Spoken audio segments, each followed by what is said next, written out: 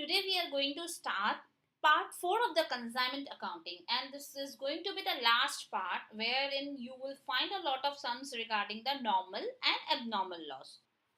Let's see one sum of normal and abnormal loss. Barber of Bombay consigned 100 bags of sugar, each bag costing 300 to Raghav of Calcutta. On 1st April 2000, he paid a 500 towards a freight insurance. 15 bags were damaged in transit on 31st May 2000. The consignor received a bill drawn on him of Visa 20,000 for 60 days. Okay. On 30th June, the consignee reported that 70 bags were sold at 350. Okay. Damaged bags were sold at 110 per bag, and following his recurring and non-recurring kharcha has been given.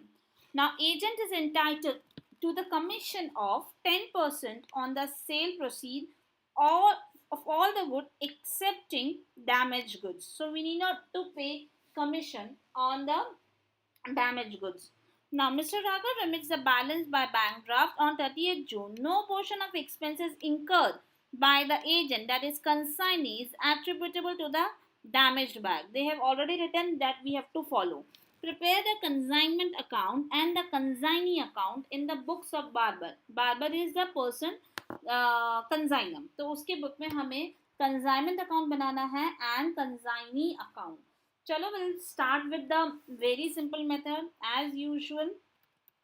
Two goods sent on consignment is nothing but 300 multiplied by 100 bags. That is the worth of 30,000, right?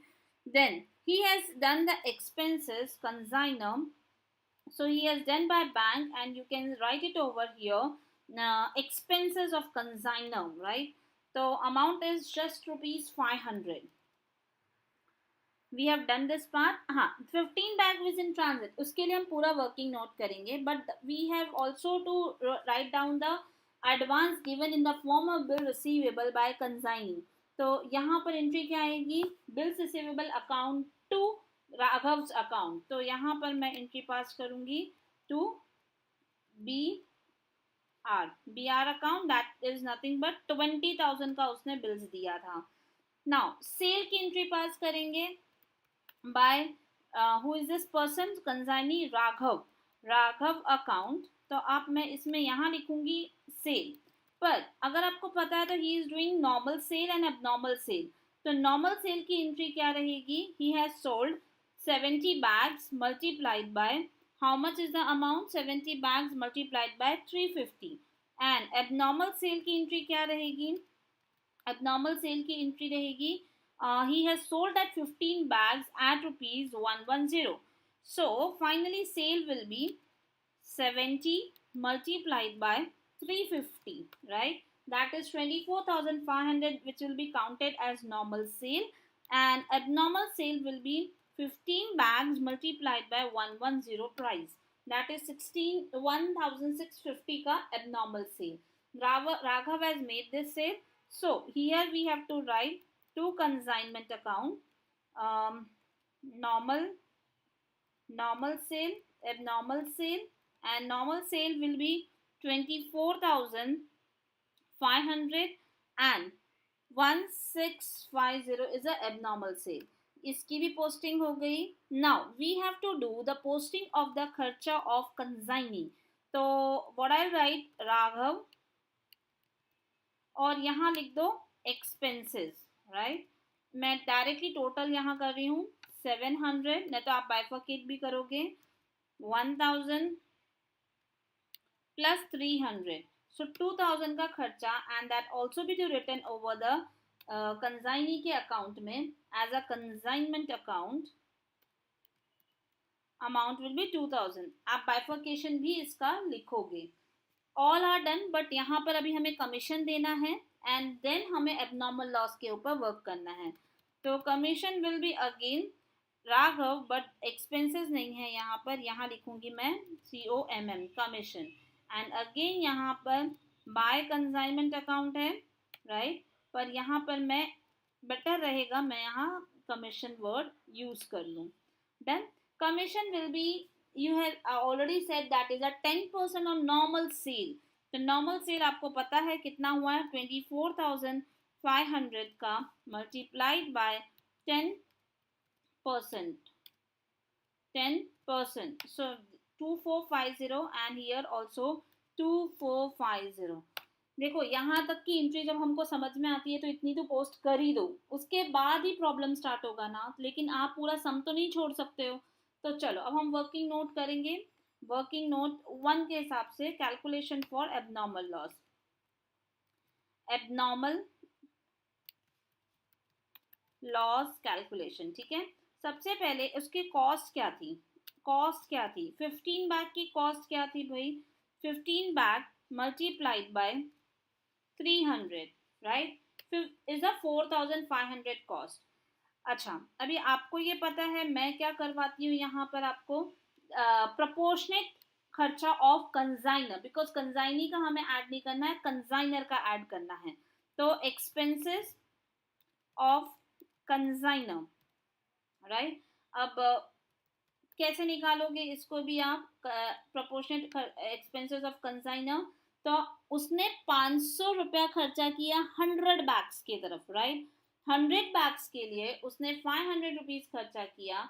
So 15 bags के लिए कितना, तो calculation is nothing but 500 cross multiplication करके देखो, multiplied by 15 divided by 100, right. ये मैंने पहले भी सिखाया हुआ है, यहाँ पर मैं सिर्फ आपको करके दिखा रही हूँ. 100 बैग्स के लिए यू हैव डन 500 का एक्सपेंसेस, तो 15 बैग्स के लिए कितना, राइट. अब इसी को मैं क्रॉस मल्टीप्लीकेशन में कैसे लिखती हूँ, 15 मल्टीप्लाइड बाय 500 डिवाइडेड बाय 100. सो हमारा आंसर आता है 75, जो कि मैंने यहाँ 75 डायरेक्ट कैलकुलेशन किया. तो टोटल कितना लॉस हुआ, टोटल कॉस्ट कितना हो गया इसका, दैट नथिंग बट 4,500 प्लस 75, 4575. अच्छा, इसमें आपको याद होगा इंश्योरेंस कंपनी से जो मिलेगा वो हमें इसमें से डिडक्ट करना पड़ेगा, राइट. तो इंश्योरेंस कंपनी से हमें कितना मिला, उन्होंने कितना बोला था, they have given the amount, wait, damaged and 2000, where it has been driven,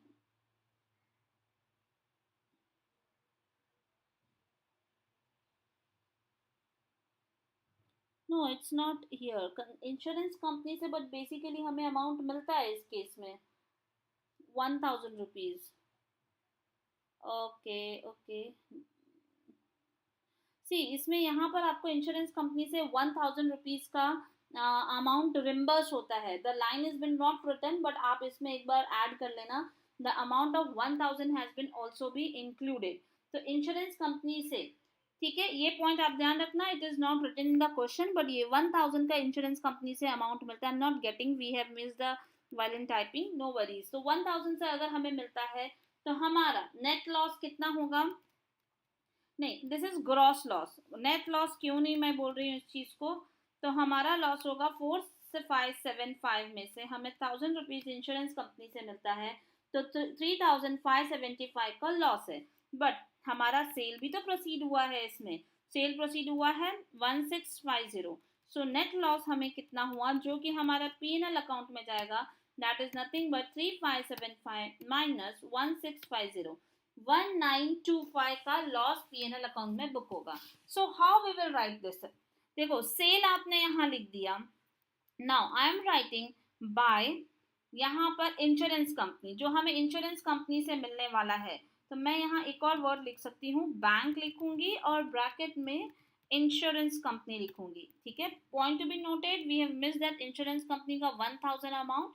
सो यहाँ पर अगर आप बात करोगे तो कितना अमाउंट मिला इंश्योरेंस कंपनी से, 1,000, राइट.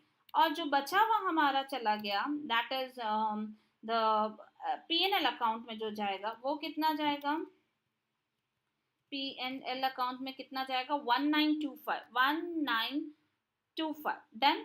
अब आप देखोगे तो what is the total of this, अगर आप इसको टोटल करोगे तो 1,650 plus 1,000 plus 1,925, that comes to 4,575. This is nothing but our cost. तो मैंने जस्ट इसको लिखा कि डायरेक्टली 4575 लिखती तो भी हमारा आंसर आता, लेकिन हमको बाइफरकेट करके लिखना है. This is a sale, this is a insurance company का reimbursement, this is a PNL account का एक्चुअल लॉस.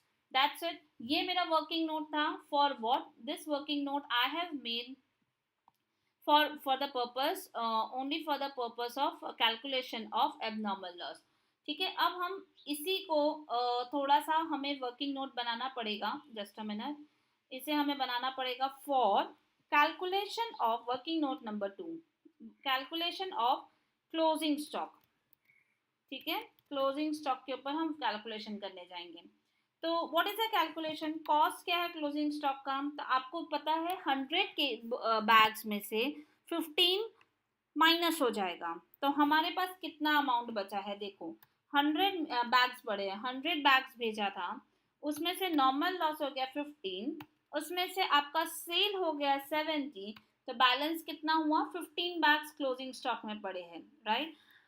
अब मैं ये 15 बैग्स की वैल्यू के हिसाब से निकालूं तो it's cost me around 4500. But as you aware of, जब हम क्लोजिंग स्टॉक निकालते हैं हमें प्रपोर्शनेट खर्चा of consignor and non recurring खर्चा of consignee needs to be added.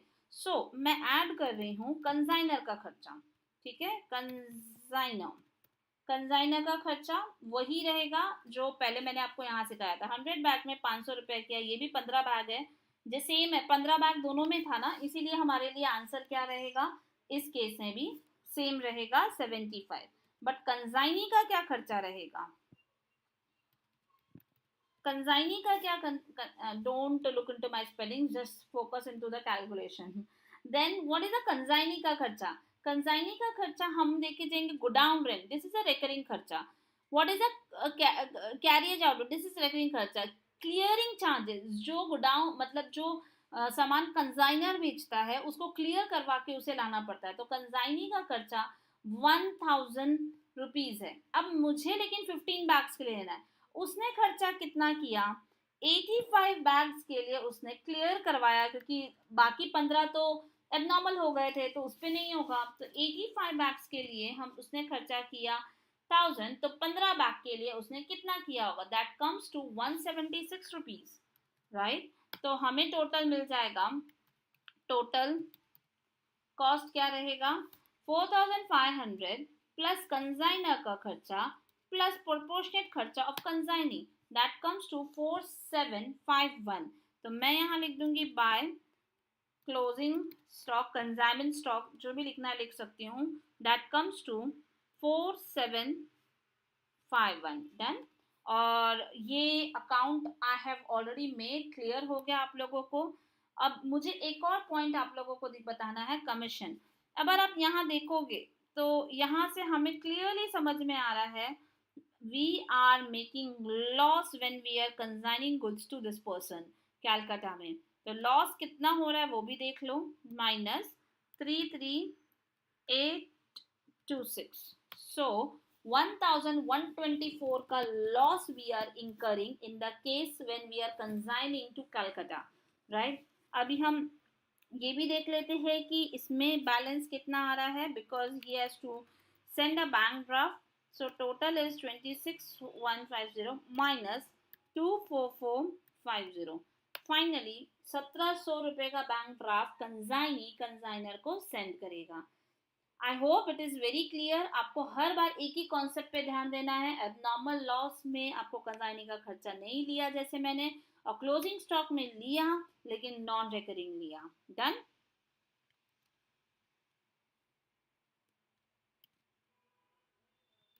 Now we will solve one most important sum. Mr. Achyut of Bombay consigned 100 units of commodity to Mr. Rao to Delhi.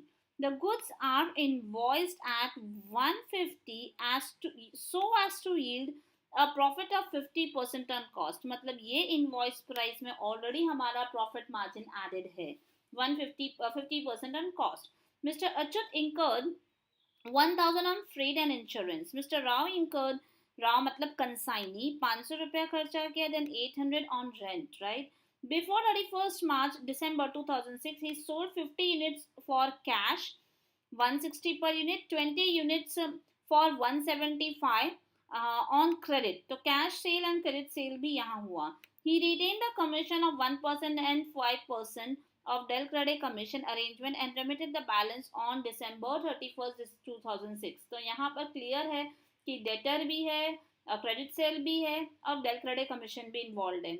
Mr. Rao noticed that 10 units were damaged on account of bad packaging, and he expected, he has not sold yet, he is expected to sell it only for rupees 80 per unit. A debtor of rupees 1000 to whom the goods were sold by Mr. Rao become insolvent and only 50 paisa in a rupees was recovered. तब ये सब में अगर आप देखोगे सब कुछ involve है. Loss, del credere commission, then अभी इन्होंने नया कुछ पॉइंट लाया बैड डेट्स का, तो उनके पास से हमें इंसॉल्वेंट हो गया तो 50 पैसा in a rupees was recovered, that is 50% amount will be recovered. Mr. Rao sent an account sale on 31st March 2007 detailing the transaction for the quarter ended on that date and remit the balance due. To make a necessary ledger entry in the books of Mr. Achyut and Rao, assuming that Mr. Achyut closes books every year 31st March. तो कोई बात नहीं, हमें तो ये सम पूरी तरह से करना है कंसाइनर के बुक में, कंसाइनी के बुक में, पर many points are here, so we have to be very alert while doing this sum. As usual, अगर हम सम स्टार्ट करेंगे तो हम पहले कंसाइनर के बुक में एंट्री पास करेंगे, that is nothing but good sold on consignment account. हमने कितने का भेजा था, तो आपको ध्यान होगा तो 100 units we have sold at 150, लेकिन ये 150 is a invoice price, right? तो इसके अंदर ऑलरेडी हमारा markup loading is there that we have to remove. देखो ये इनवॉइस प्राइस है, ऑलरेडी बेचते समय ही लोडिंग है, तो वो हमें रिमूव भी करना है. तो we will remove immediately so that हम ये स्टेप नहीं भूले. तो कैसे रिमूव होगा, ये जो इन्होंने जो अमाउंट दिया है, they have said that so as to yield the profit of, see यहाँ लिखा है ना 50% ऑन कॉस्ट. तो मतलब दिस इज 150, राइट? क्या क्या 150 है, 15,000 हमारा जो अमाउंट आया दैट इज 150. तो व्हाट विल बी द 50 मतलब profit loading in that is divided by 150, that is 5,000 loading we will remove by posting the entry that is goods sent on consignment, और मैं इसको लिखूंगी ब्रैकेट में loading. okay, so amount will be 5,000. ये देखो loading मैंने remove कर दिया and my problem is solve. So corresponding entry आप यहाँ भी पोस्ट करोगे. Wait a minute, why it's showing like this.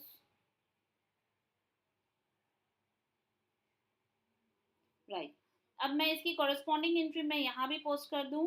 तो जब मैंने गुड्स भेजा था तो मैं यहाँ क्या लिखूंगी, बाय कंसाइनमेंट अकाउंट 15,000 एंड इसका जो लोडिंग है that I will be removing by putting again यहाँ पर कंसाइनमेंट अकाउंट और ब्रैकेट में लोडिंग लिख देते हैं so that it will be clear to us that is the loading amount is 5,000 and balance will be transfer to trading account. ये तो हमारा सम काफी इजी है and this account has been completed and tallied. चलो कोई नहीं, अभी हमारा यहाँ पर और भी चीजें बची हुई है, इतने से नहीं होने वाला सम. डन. इसने कुछ खर्चा किया तो I am writing just as mister bank Achyut का है तो बैंक है बिकॉज बुक तो अच्युत का है, और यहाँ लिख दो आप एक्सपेंस कितना खर्चा किया. ही has done the expenses of 1,000, right? लेकिन बाकी का जो खर्चा है किसने किया है, राव ने किया है. ठीक है, राव ने कितना खर्चा किया है, ही has done for the freight of amount 500, और उसने कुछ तो रेंट की तरफ भी खर्चा किया दैट इज 800. टोटल खर्चा Rao has made is this much and I'll be posting this kharcha in the Rao's account as expense incurred and that is 1300. Then फिर इसके बाद हम क्या पोस्टिंग करेंगे. So we have made the expense of 1300. अब हम step by step जाएंगे. Then he has also asked us to retain, he is going to retain the commission of 5%, 1% and the sale he has incurred. पहले cell पे बात करेंगे, तभी हम commission निकाल पाएंगे, उसके पहले हम कमीशन भी नहीं निकाल पाएंगे। तो बाय सेल, सेल नहीं, I am sorry, this is Rao account, लेकिन मैं ब्रैकेट में लिखूंगी सेल, चलेगा। अब कितना सेल हुआ, we have to calculate. They have written that, where is that, a debtor, he retained a commission of this much, yes, 50 units for cash at 160. So bracket start 50 unit for how much he has sold, 160, right? Then so something went wrong, 50 units for 160, ठीक है, bracket close, plus 20 units for 175. So 20 units for, आप लोग कैलसी पे करो, 175, done. अगर आप देखोगे हमारा सेल अगर हुआ है तो 11,500 का, 11,500 का हमें same posting we need to do in rouse account as well, that is consignment, and that to sale, and that comes to 11,500. चलो सेल की पोस्टिंग हो गई, तो अब हम कमीशन बेस पे आते हैं। कमीशन कैसे निकालेंगे, तो Rao, but I will right COMM commission. First of all, we have to give 5% on sale and 1% of del credit commission. So in total 6% जाने वाला है उसके अकाउंट में।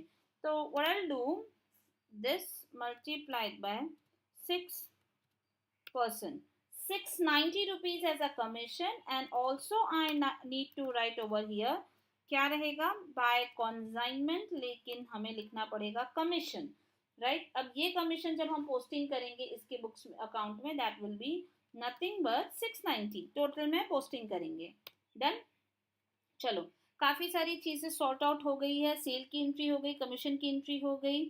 अब हम आएंगे यहाँ पर, उसने बोला कि 10 यूनिट जो डैमेज हुए हैं, he is expected to sell this for ₹80, लेकिन सेल नहीं हुआ है डियर, ये सेल होना बचा है, expected to sell it off, right. And debtor of 1000 to home. अब देखो ये डेटर हुआ, बैड डेट्स हुआ, क्या कंसाइनर को लेना देना है इससे, नहीं। क्यों नहीं, क्योंकि उसने ऑलरेडी अपने कंसाइनी को डेल क्रेडिट कमीशन दे रहा है, उसे nothing to do with that, right. अब हम आएंगे हमारे बुक्स के लिए, अगर हम कंसाइनर की बुक्स की बात करें तो we need to notice only and only the value of closing stock. कैसे निकालेंगे, again it's a working note, closing stock का वैल्यूएशन करेंगे, चलेगा। कॉस्ट पहले हम निकाले थे, क्लोजिंग स्टॉक कितना है, 100 यूनिट्स में से 10 यूनिट एबनॉर्मल है, जो काम के नहीं है, राइट। और हमने कितने यूनिट्स बेचे, 50 units plus 50 plus 20, that total 70 units, right.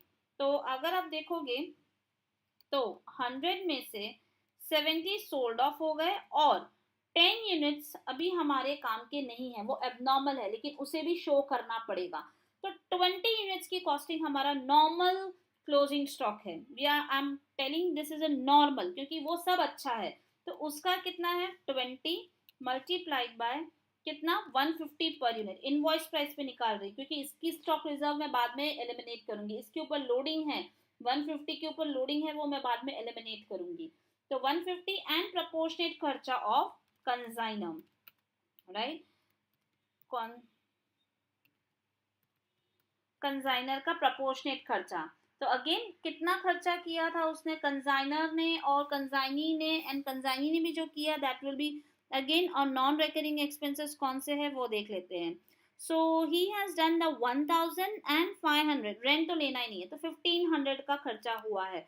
So I will calculate here, okay. तो 1500 मल्टीप्लाइड बाय कितना है, 20, तो 100 के ऊपर 1, this is a cross multiplication. So total cost हमारा जो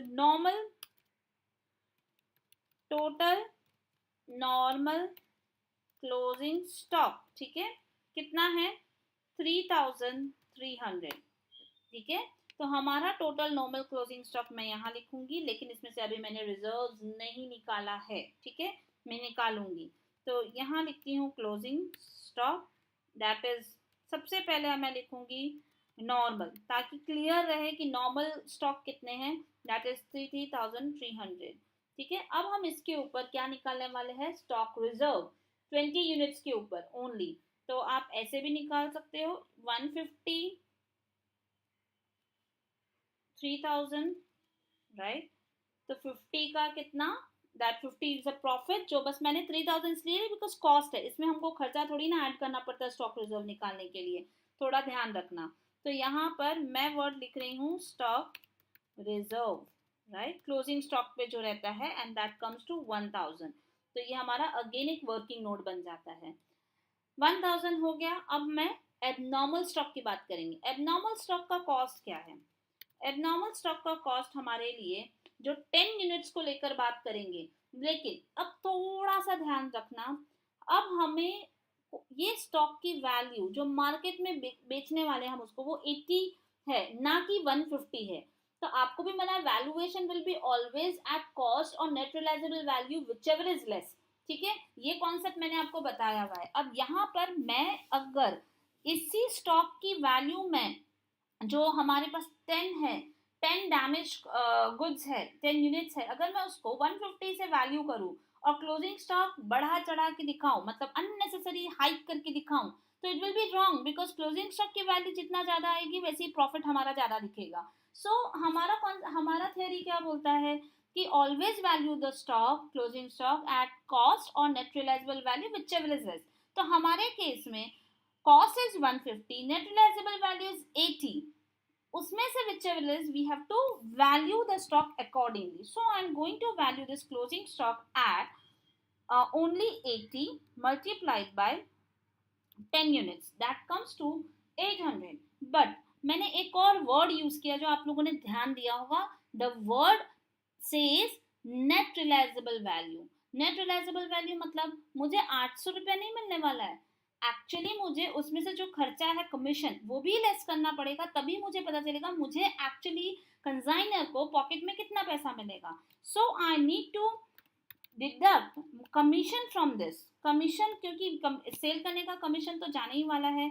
तो 800 के ऊपर he is going to, assuming he is going to charge a 6%, और वो करेगा भी क्योंकि वो सेल कर रहा है। तो मेरा नेट रियलाइजेबल वैल्यू क्या बन गया, दैट इज 800 माइनस 48, सब खर्चा साइड करके मुझे कितना मिलेगा, 752। My cost is very high and the net realisable value is just 752। तो मैं इसको यहाँ पर एबनॉर्मल स्टॉक, क्योंकि सेल नहीं हुआ है ना डियर, तो एबनॉर्मल स्टॉक के नाम पे मैं इसको कितना लिखूंगी, 752, राइट, 752। क्लियर? तो यहाँ पर अगर आप देखोगे तो everything I have done, but मेरा अभी स्टॉक सेल नहीं हुआ है, तो मुझे वहां स्टॉक पे लिखना पड़ेगा, लेकिन वैल्यूएशन लॉस हो चुका है आपका, राइट। मतलब अगर आप देखोगे यही कॉस्ट, ये स्टॉक का कॉस्ट कितना था पहले, मतलब होता, अगर ये नॉर्मल होता तो हमारे कॉस्ट का कितना होता, 10 units multiplied by 150, right, that is 1500। अगर मैं इसको कॉस्ट नॉर्मल कॉस्ट पे लूं तो मेरा कॉस्ट तो पता है आपको कितना है, 10 यूनिट्स मल्टीप्लाइड बाय 100। ठीक है, इसमें प्रोपोर्शनेट खर्चा ऑफ कंसाइनी मैं ऐड कर सकती हूँ इसके अंदर में, जैसे यहाँ पर किया था। तो व्हाट आई विल डू, यहाँ पर 1500 मल्टीप्लाइड बाय 10 डिवाइडेड बाय 100, सो 150। तो यही जो हम मेरा एबनॉर्मल यूनिट है उसका कॉस्ट, मेरा टोटल कॉस्ट क्या बनता, that is 1000 is a normal cost, mind well invoice price नहीं है, ये कॉस्ट है, क्योंकि इनवॉइस प्राइस 150 है, मैंने उसको नॉर्मल कॉस्ट पे लाई बिकॉज मुझे स्टॉक रिजर्व नहीं निकालना है इसके अंदर में, प्लस दिस वन। तो मेरा टोटल कॉस्ट यही एबनॉर्मल आइटम का कितना है, 1150, लेकिन नेट रियलाइजेबल वैल्यू कितना, ये है नेट रियलाइजेबल वैल्यू। थोड़ा सा ध्यान देना, थोड़ा टफ पॉइंट है यहाँ, लेकिन इतना भी टफ नहीं है कि आप समझ ना पाओ। तो ये दोनों मेरा एबनॉर्मल के लिए कॉस्ट आया है। सो ये कॉस्ट है। तो आपको ये पिक्चर क्लियर हो रहा है. What I did over here is only and only regarding to the abnormal item. तो ये क्लियर हो गया नेट रियलाइजेबल वैल्यू मैंने क्यों किया और इसका कॉस्ट ये हो गया. एक पॉइंट और, मुझे इसमें वैल्यूएशन लॉस हो गया. मतलब 1150 की चीज ये 750 में दिखाई जा रही है. तो मेरा वैल्यूएशन एबनॉर्मल लॉस कितना हो गया अगर देखेंगे तो, जिसको मैं हम लोग दूसरे वर्ड में बोलते हैं वैल्यूएशन लॉस.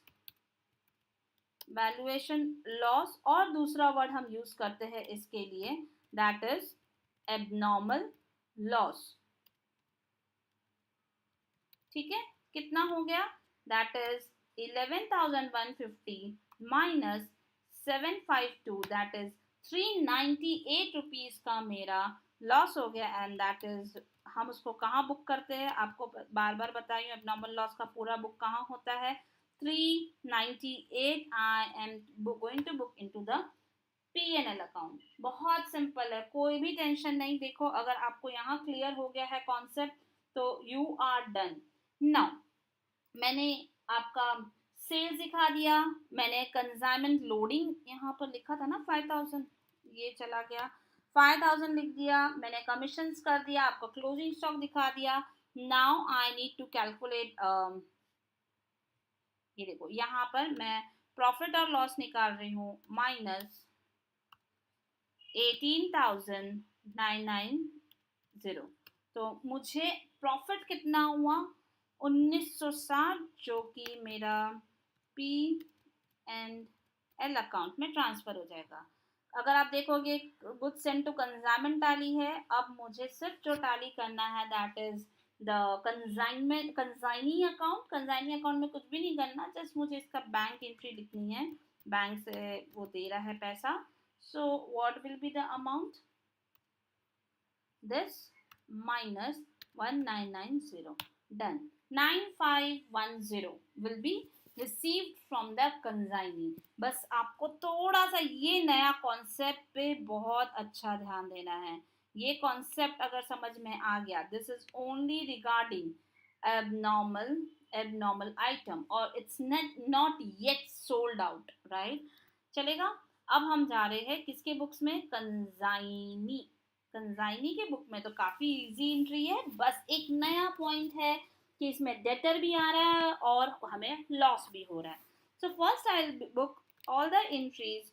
कंसाइनमेंट अकाउंट का जो मैंने हर बार किया है, जो एंट्रीज होंगी, ये देखो यहाँ पर जो एंट्री है अच्युत अकाउंट में मेंटेन कर रही हूँ, तो सेल हुआ है. तो सबसे पहले मैं बुक कर रही हूँ बैंक से एक्सपेंसेस. मुझे नहीं लगता आपको ज़्यादा इसमें बताने की ज़रूरत है, आप फटाफट पोस्टिंग करो. कमीशन की एंट्री भी मुझे देनी पड़ेगी. कमीशन में कितना मिला है 690, right. Then sorry 690. Then last में सेल हुआ है,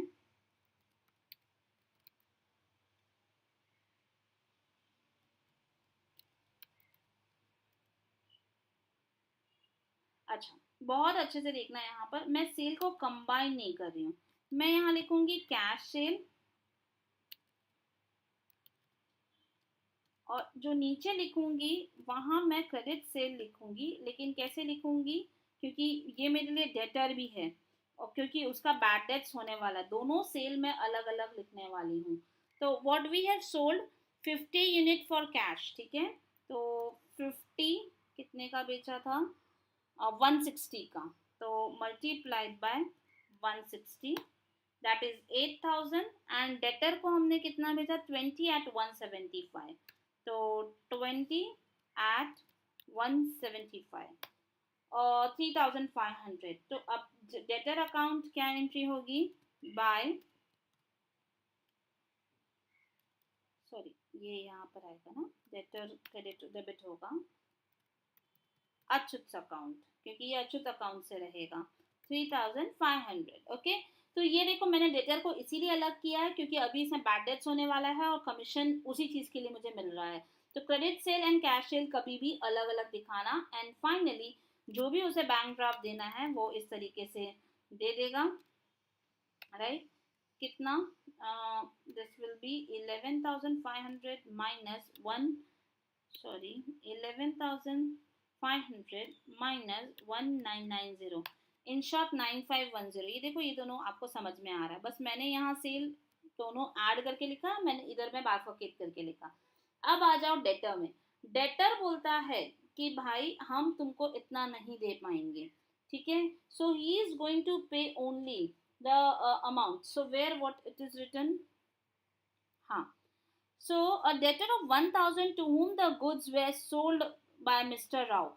मतलब एक ऐसा डेटर था जिसको, अब इन डेटर में भी बहुत सारे डेटर थे, लेकिन उसमें से एक ऐसा डेटर था जिसको हमने 1000 रुपीज का गुड्स बेचा था, पर वो बोलता है मैं 1000 रुपीज नहीं पे कर पाऊंगा, मैं आपको only and only the amount of 50% इन पैसा, मतलब 1 रुपया अगर है बचा हुआ तो 50 पैसा मिलेगा। मतलब 1 रुपया है, मुझे मुझे देना था, डेटर बोलेगा मुझे देना था, पर मैं 50 पैसा ही दूंगा, मीन्स 50% दूंगा। तो अब 1000 रुपया देना है तो कितना, मतलब आइडियली 1000 रुपया देना चाहिए उसे, लेकिन अब देगा कितना, ओनली एंड ओनली 500। तो यहाँ पर अगर आप बात करोगे तो हमें यहाँ पर अगर बैंक में जो डेटर से पैसा आएगा तो मुझे 500 रुपये, मतलब 1000 के सामने 500 रुपये ही मिला, तो मुझे अब पैसा मिलेगा बैंक में से 3500 नहीं, ओनली एंड ओनली 3000, क्योंकि 500 मेरा बैड डेट्स हो गया। ये आप बैड डेट्स लिखते हो यहाँ पर, लेकिन अब मैं इसको क्या लिखने वाली हूँ, बैड डेट्स की जगह इसी बैड डेट्स को मैं ट्रांसफर कर दूंगी कमीशन अकाउंट, जो मैंने पहले भी आपको बताया हुआ है कि अगर इसके अंदर जब भी हमको बैड डेट्स होगा वो बाइफरकेट होगा कहाँ पर, मतलब वो सेट ऑफ होगा कमीशन अकाउंट से। Just a minute, why it is right,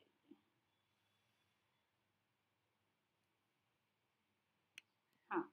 सो यहाँ पर बैड डेट्स अकाउंट में नहीं जाके ये 500 कहाँ जाएगा, कमीशन। और इस बंदे को कमीशन कितना मिला हुआ है आपको पता होगा, जो ऊपर हमने लिखे थे अच्युत अकाउंट में, कमीशन मिला है 1%, राइट। तो 1% ये रहा, ये टोटल कमीशन के सामने सेट ऑफ होगा, दैट इज 690। पर बंदे ने जो कमीशन अर्न किया, लेकिन ये डेटर ने उसके कमीशन के सामने पूरा का पूरा 500 रुपया बैड डेट्स करने की वजह से अच्युत को, सॉरी द राव को, जो नेट इनकम हुआ वो उसके पीएनएल में जो जाएगा प्रॉफिट के नाम पे, it will be just 190 rupees. तो इन शॉर्ट, अदरवाइज ये कितना कमाता राव, 690 एज अ कमीशन, लेकिन अगर ये बैड डेट्स नहीं होता तो पूरा का पूरा उसकी अर्निंग थी, पर सिंस यहाँ बैड डेट्स हो गया तो इसको बहुत बड़ा लॉस हो गया। तो आप देखो सब अकाउंट टैली है, डेटर्स अकाउंट बनाया, डेटर का बैड डेट्स हुआ तो मैंने कहाँ पोस्टिंग की, एंड फाइनली पीएनएल में कौन सा अमाउंट लेके गई। तो this is a very important and interesting sum. अगर एक बार नहीं होता है तो आप इसको 2 बार प्रैक्टिस करो, बिकॉज इसमें सब कुछ कवर किया गया है। Okay, now we will see one more sum. On 1st June 2000, M Coal consigned to M Sales Limited 2000 tons of coal, and the cost of the coal is 7.5 and the freight per ton and railway freight is 2 per ton. On 25th June 2000, an account sale was received from M Sales Limited showing that 1000 tons were sold for 16 rupees and the sale expenses amount to 880, insurance 120, brokerage commission, and the consignee includes a bill for the proceeds less expenses and reported a shortage of 40 tons on the whole consignment treated as normal loss। अभी यहाँ पर इन्होंने हमें पहले ही बता दिया है जो भी 40 टन्स का शॉर्टेज हुआ है that will be treated as a normal loss. तो ठीक है, तो इसका मतलब नॉर्मल लॉस में जैसे हमने थ्योरी पढ़ा था कि the existing goods will bear its cost, right. तो यहाँ पर हमारा एबनॉर्मल लॉस जैसा ट्रीटमेंट नहीं रहेगा। तो what I did, I have posted something over here. अगर आप देखोगे सो हमारा कंसाइनमेंट कितने का था, 2000 multiplied by 7.5। so I have written a formula, 2000 multiplied by 7.5, nothing but good consigned, and 2 per ton, that is 2000 multiplied by 2 is a freight charges। Then also यहाँ पर अगर आप देखोगे तो सेल हुआ है 1000 टन का 16 पर टन। तो 1000 ton multiplied by 16, I have given already given the amount of this, ठीक है। अब यहाँ पर just a minute, I will make it, हाँ। Then They have sold, they have, consignee has made the expenses of 880, 120. So I have written 880 and 120 as an expense by the consignee. Then 1.25% will be the brokerage. So on the 16,000, that 16,000, I have computed the brokerage of 1.25%. And same with the commission, I have done 16,000 multiplied by 2.5%. So my normal expenses and everything has been done, इसमें कोई issue नहीं है. The problem is how to find out the closing stock. So अगर हम closing stock की बात करेंगे तो यहाँ पर हम वर्किंग नोट बनाना पड़ेगा. वर्किंग नोट में पहले हमें नंबर ऑफ यूनिट, कितना क्लोजिंग स्टॉक है वो फाइंड आउट करना पड़ेगा. सो 2000 भेजा था, 40 नॉर्मल लॉस हो गया और 1000 हमने बेच दिया, तो 960 टन्स अभी भी हम उनके पास पड़े हुए हैं. तो how you will find it the cost? दो मेथड है आपके पास. सिंपल मेथड की बात करूं तो आपको मैंने पहले भी बताया था हर एग्जाम्पल में कि जैसे अब यहाँ पर बात करें 2000 हमारा खर्चा कितना आया, गुड्स कंसाइन कितना किया 15,000, कितने नंबर्स थे 2000, तो हमारा 7.5 रुपीज पर टन आया जो यहाँ भी लिखा है. लेकिन अब यहाँ पर सीन क्या हो गया है, ये 2000 टन नहीं रहा because this is normal loss. हमारे पास कितना रह गया, I just compute over here first, कितना रह गया, पहले 2000 था यूनिट्स थे, उसमें से हमारा जो नॉर्मल लॉस है 40 हो रह गया. तो अब इफेक्टिवली हमने जो भेजा है वो 1960 है. सो अब हम जो 15,000 का कॉस्ट है एग्जिस्टिंग यूनिट में अगर हम दे तो हमारा कॉस्टिंग आ जाएगा 7.6531. मतलब आपको मैंने एग्जाम्पल में भी दिखाया था जो एक ऑरेंज के एग्जाम्पल में जिसमें 30 रुपीज का कॉस्टिंग 40 रुपीज बन चुका था, वैसे यहाँ पर भी मैंने इसको इंक्रीज कर दिया. So what I am doing, cost निकालना है तो मैं कैसे करूंगी, 960 right multiplied by 960 tons multiplied by this value, तो हमें कितना मिलेगा 7347. It's better to write 7347 right. 7347 हमारा कॉस्ट है जो मेरा इसमें आया था. डन. अब हम डिस्कस करेंगे, ये तो कॉस्ट है लेकिन फ्रेट चार्जेस भी तो लगे हैं जो हमें ऐड करना रहता है हर बार.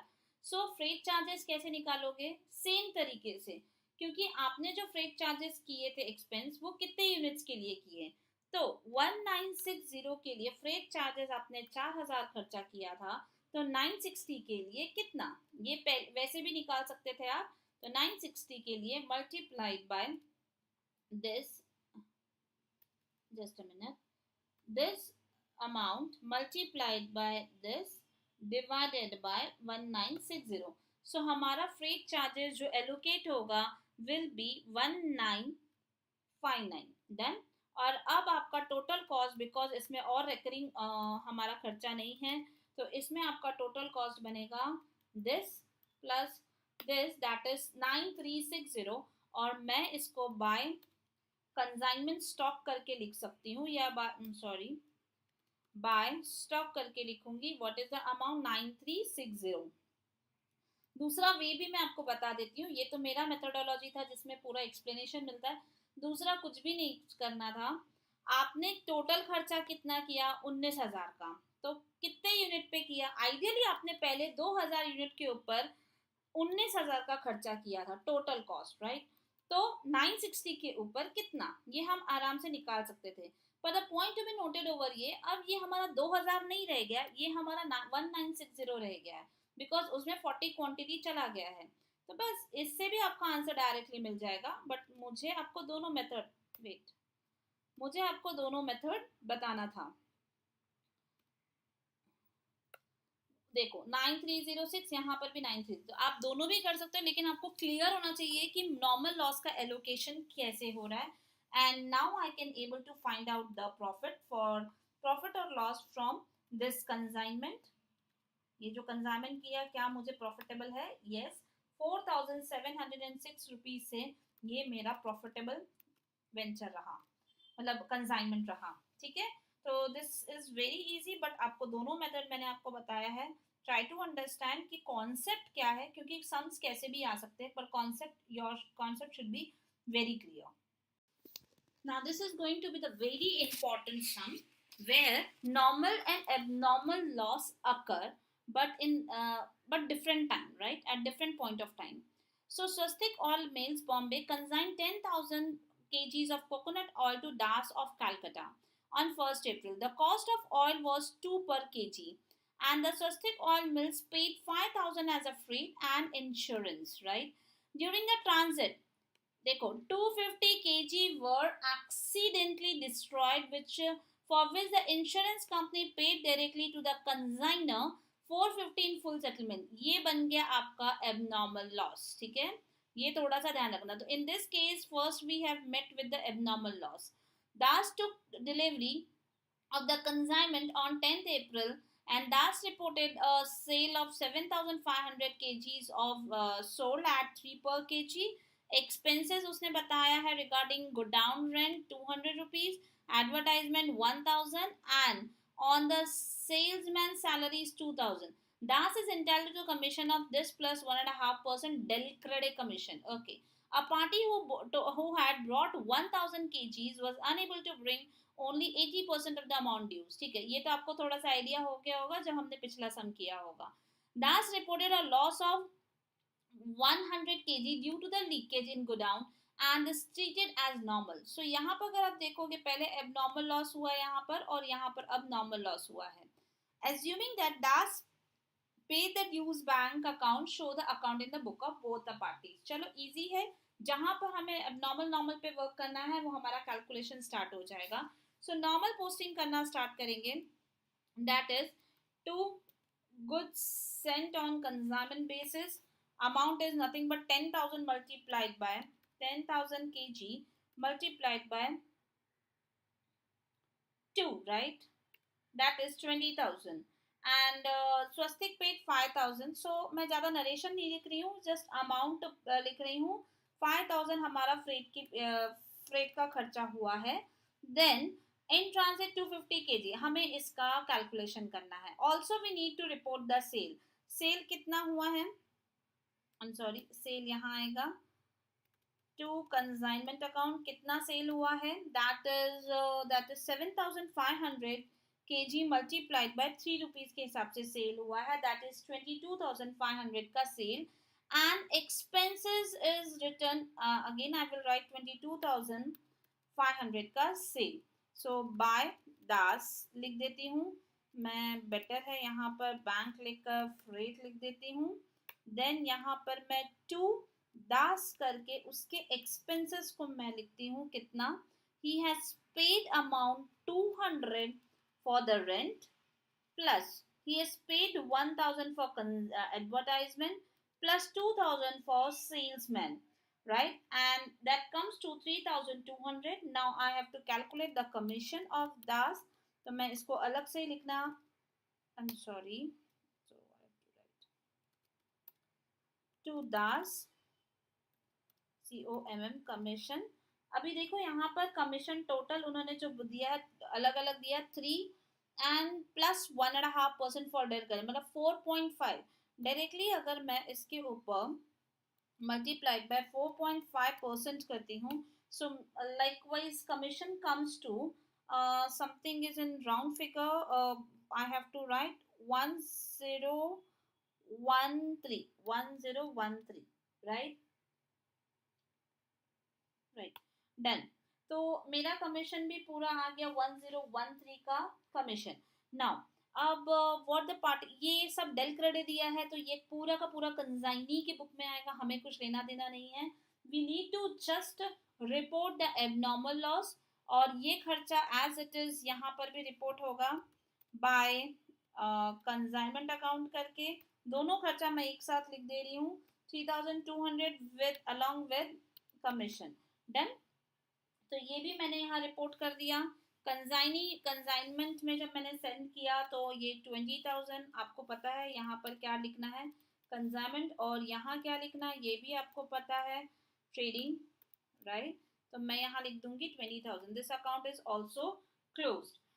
चलो कैलकुलेशन करते हैं एबनॉर्मल लॉस के ऊपर. एबनॉर्मल लॉस मतलब 250 का हुआ है, राइट. 250 kgs का हुआ है.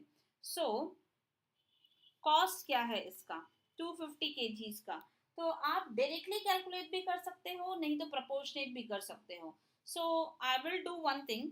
मैं देख लेती हूँ कितना खर्चा किया था कंजाइनर. अगर आप देखोगे खर्चा हुआ है 25,000. तो आप कॉस्ट ऑफ एबनॉर्मल लॉस हम कैलकुलेशन कर रहे हैं, राइट? तो कैसे करोगे? How much is this? 25,000. We have for how many units? We have done all this खर्चा for 10,000 units, right? ये देखो 10,000 kgs के लिए किया है. So मैं लिखूंगी 10,000 kgs के लिए मैंने खर्चा किया है 25,000. So what will be for 250 kgs? So मैंने बोला ना दोनों मेथड से आप कर सकते हो. आप whichever you feel like वो मेथड अप्लाई करना चाहिए तो आप करो. तो हमारे आंसर आता है 625. लेकिन ये हमारा पूरा का पूरा लॉस नहीं है, आपको भी पता है इसमें से इंश्योरेंस कंपनी ने पैसा दिया है. ठीक है, तो इंश्योरेंस कंपनी ने कितना दिया है? That is nothing but I think 4. What is the amount of insurance company? 450. ठीक है, तो अब मैं यहाँ पर कैसे लिखूंगी? बाय बैंक, और मैं इसको इंश्योरेंस क्लेम इंश्योरेंस कंपनी का नाम दूंगी. कितना मिला? 450. और बाय जो मैंने अभी तक आपको सब में समझाया हुआ है कैसे करेंगे. तो हमारा टोटल लॉस हुआ था 625 का. 625. उसमें से मुझे इंश्योरेंस कंपनी से 450 आ चुका है, तो 175 का मुझे पीएनएल में नेट लॉस हुआ. तो this is all done over here. अब मुझे कैलकुलेट करना है consignment stock, right? Consignment stock अगर मैं निकालने जाऊंगी तो अब हमें पहले समझना है कितना स्टॉक बचा है. सो क्लोजिंग स्टॉक का कैलकुलेशन करेंगे हम. This is again one working note. पहले यूनिट्स निकाल लेते हैं. हमने 10,000 भेजा था, उसमें से 250 चला जा चुका है, राइट? 250 हमारे पास से जा चुका है. और अब थोड़ा सा ध्यान देना, यहाँ पर हमारा सेल भी 7,500 हुआ है, राइट? प्लस हमारा नॉर्मल लॉस 100 यूनिट्स का हुआ. आई थिंक 100 यूनिट्स है ना, जस्ट चेक मी आउट. हाँ, यस, 100 यूनिट्स का. तो अगर आप देखोगे तो मेरे पास क्वांटिटी बचती है 2150 kgs ही क्लोजिंग स्टॉक है. लेकिन इसका वैल्यूएशन करना बहुत इंपॉर्टेंट है और अच्छे से समझना है. So how I am writing it, just check it out कि कैसे मैं लिख रही हूँ. तो एक जगह समझाने के लिए मुझे इस तरीके से लिखना ही पड़ेगा और आपको भी ये शो करना पड़ेगा. Quantity and amount, right? So total consignment कितने का किया था अच्छे से समझना, क्योंकि इसके बाद ट्विस्ट है. 10,000 यूनिट्स किया था, राइट? कितने वैल्यू का था? 20,000.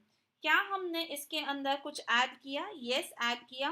Freight charges, freight charges and insurance, इसमें कुछ नहीं रहेगा. इसमें हमने 5,000. तो इसका मतलब हमने 10,000 यूनिट्स के लिए 25,000 रुपीज खर्चा किया, right? And this is one step. ये हमारा बन गया one step. Wait a minute, right?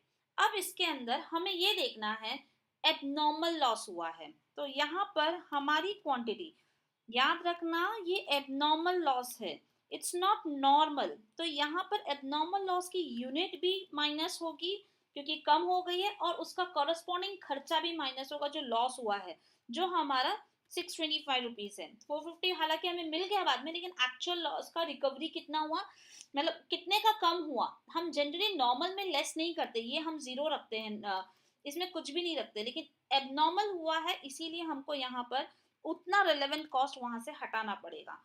तो फर्स्ट स्टेप में अब तुम देखोगे तुम्हारी क्वांटिटी कितनी हुई, दैट इज 9750. और 9750 का 25,000 माइनस ये करेंगे तो इसका मतलब एक्चुअल कॉस्ट ऑफ 9750 इज 24,375. इसमें existing unit cost normal loss का बेयर नहीं करेगा, एबनॉर्मल लॉस का बेयर नहीं करेगा. नॉर्मल में एग्जिस्टिंग यूनिट बेयर करता है, वो मैंने आपको बार बार यही समझाती आ रही हूँ. अब हमें जब पता पड़ चला कि यहाँ पर अगेन हमारे हाथ से कुछ क्वांटिटी चली गई है, that is normal loss, right? अब नॉर्मल लॉस में कितनी क्वांटिटी गई है? 100 क्वांटिटी गई है. लेकिन मैंने आपको वापस से रिपीट कर रही हूँ, यहाँ पर कॉस्ट आएगा 0, क्योंकि अब एग्जिस्टिंग यूनिट कितनी रह गई? This minus this, that is 9650 का एक्चुअल कॉस्ट कितना हो गया, 24,000 माइनस 0, दैट इज 24,375। तो अभी इस स्टेप में आपका क्या चेंज आया, आपने एबनॉर्मल को पूरा चेंज किया, राइट। तो और हमारा ये सेकेंड स्टेप का आंसर आया। इसमें से नॉर्मल को हटाया तो ये थर्ड स्टेप का आंसर आया। इसमें आप समझ पा रहे हो कि मैं इसमें जीरो रखी हूँ और इसमें कॉस्टलेस की हूँ।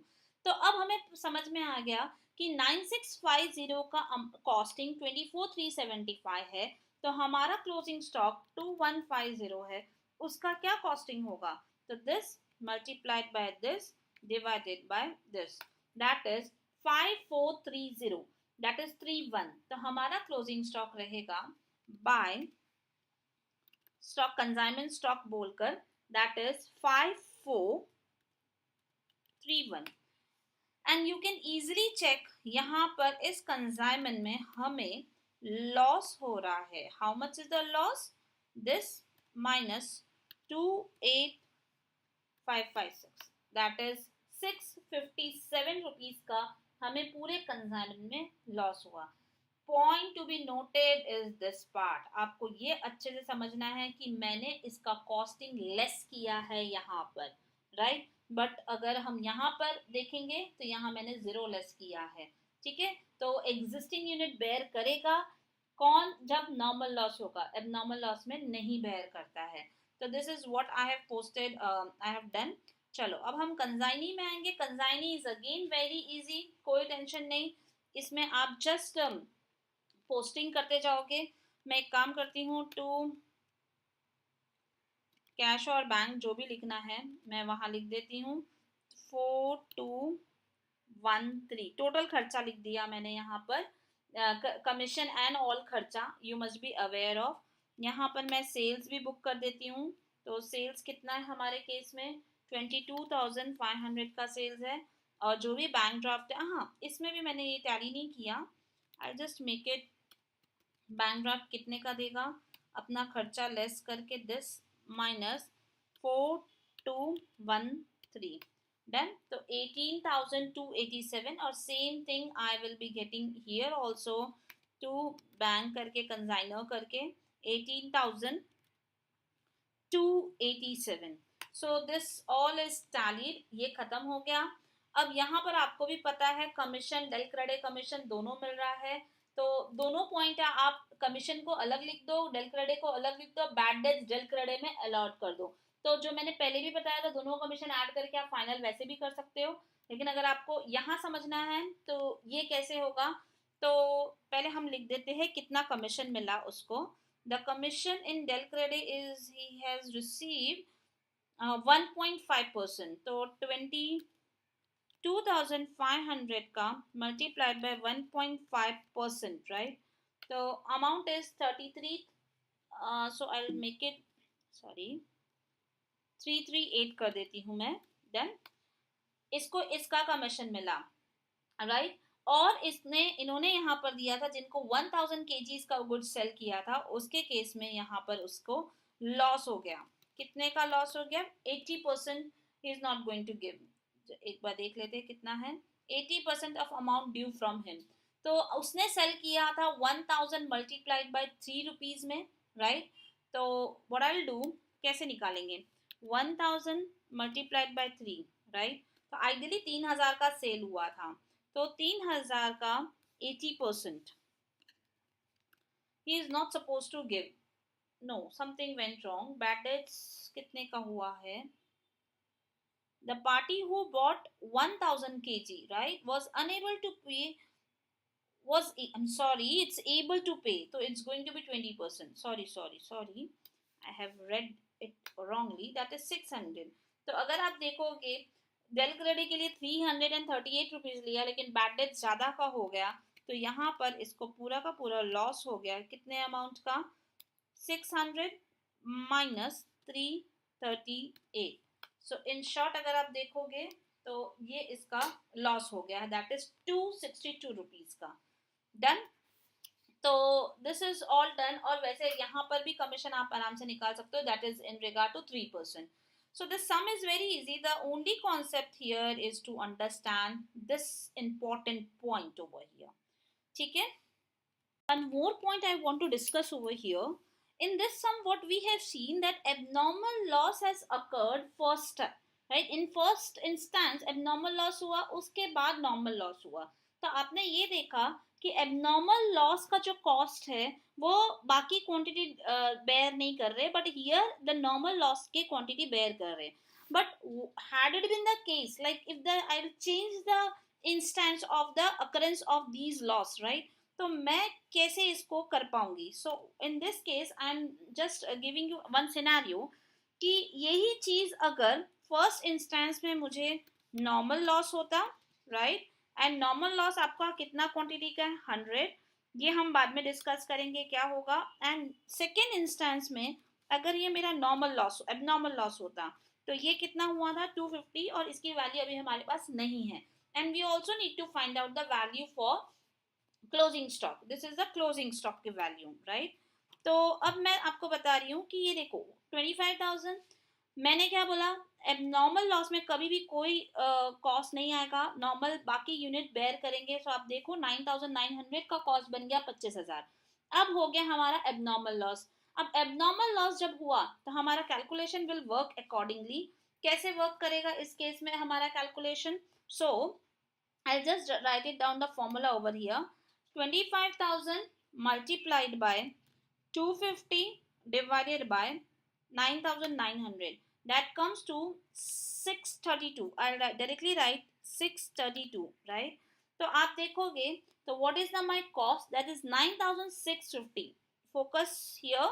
9,650 अब मेरी क्वांटिटी है और उसका कॉस्ट कितना है, 24,368, because I have deducted the abnormal loss का कॉस्ट एज वेल.